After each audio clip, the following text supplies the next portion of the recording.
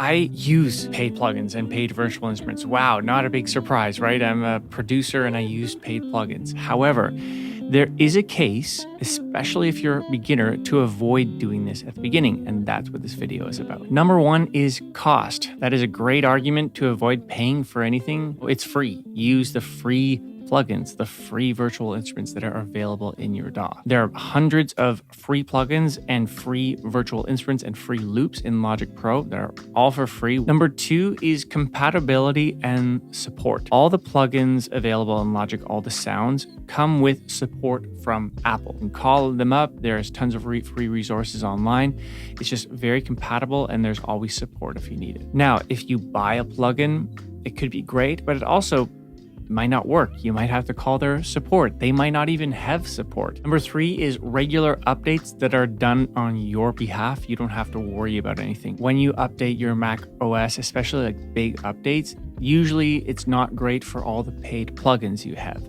That sucks. When I'm working on a production and I've updated my Mac OS, then sometimes some of the paid plugins that I'm using on a production, they just don't work. This doesn't happen with free stock plugins. They will always work with the version of Logic you're on, and they will always work with the Mac OS version. Number four is free plugins are optimized for performance. So all those free stock plugins that are in your DAW optimized to work better for your computer. They require usually less DSP. All the paid plugins usually require more computer processing power. Number five is the learning curve of free stock plugins and free virtual instruments are easy. There's not really much of a learning curve with the free plugins. They're designed to be very intuitive. If you buy a paid plugin right away where you're not used to any type of, let's say, analog tube EQ, and you buy one of those, you might be a bit over your head. They expect you to know what that kind of stuff is. With all the free stock plugins available in Logic, they're intuitive and you don't have to have a huge learning curve at the beginning. Number six is the accessibility while you're using free stock Logic Pro plugins. So if you're working on a project that you're using all stock Logic Pro plugins and then you share that project with someone else, they will be able to open up all the files and all the plugins on those files, on all the tracks. If you're using paid plugins and you send that Logic Pro file over to someone else who doesn't have your paid plugins, they can't open it. Now, you can get over that easily if you both share the same paid plugins. Number seven is reliability. Because these are made by Logic Pro and they're available right within the DAW, that we can rely on them to work as we're working on our production. I use paid plugins, like I say, especially when it comes to the virtual instruments. Sometimes they just crash, or sometimes it's buggy and the sound doesn't load, and that's frustrating, right? Especially if you're in like the flow state and you're really vibing and you're creating and you just have a bug. Oh, that's brutal. That really doesn't happen with the stock Logic Pro plugins. Of course, when you're working with software, anything can happen. And of course, even Logic crashes sometimes.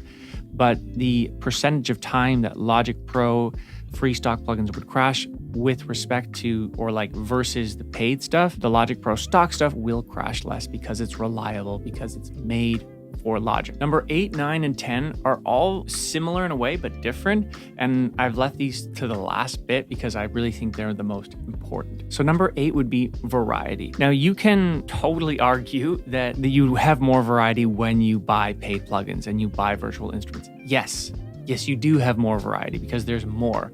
But there's something called the paradox of choice, where when you have too many options, it's actually difficult to choose because there's so much.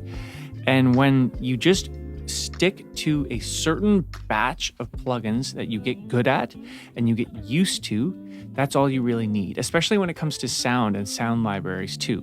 The important thing there is to understand how to manipulate the sounds, how to work with the sounds to get to your desired result. But you don't necessarily need every single option there is, because that's just too many options. Number 9 is you're a beginner. So you shouldn't really go out and buy many paid plugins or paid virtual instruments unless you know what you're getting yourself into. You likely won't even be able to hear the difference between a Logic Pro compressor and a paid plugin compressor. So get used to what a compressor does in Logic. How does it manipulate the sound? Understand that, then buy your paid plugin, and then you'll realize what the paid plugin is doing differently. Number 10 is to slowly build your own style and aesthetic. At the beginning, you don't know whether to go buy bass libraries or synth libraries, or should I get Serum? Should I get Omnisphere? Should I get CLA vocals? Should I get universal audio plugins? Should I get Waves plugins? Again, there's just too much. So use what you have, use that toolbox of free stuff, what you have, get good at it, understand what you like, what you lack, how you can get better, and then that will kind of navigate you through the paid plugin world. So let's say you do really record a lot of guitar, then you know that you can go out and get a great guitar amp simulator, for example. Let me know if you guys totally disagree with this video, if you should just get right into paid plugins. I want to know what you think. Here's a video here that you should check out. And as always, please subscribe right here. It does mean a lot and it supports the channel. As always, I'll see you guys in the next video.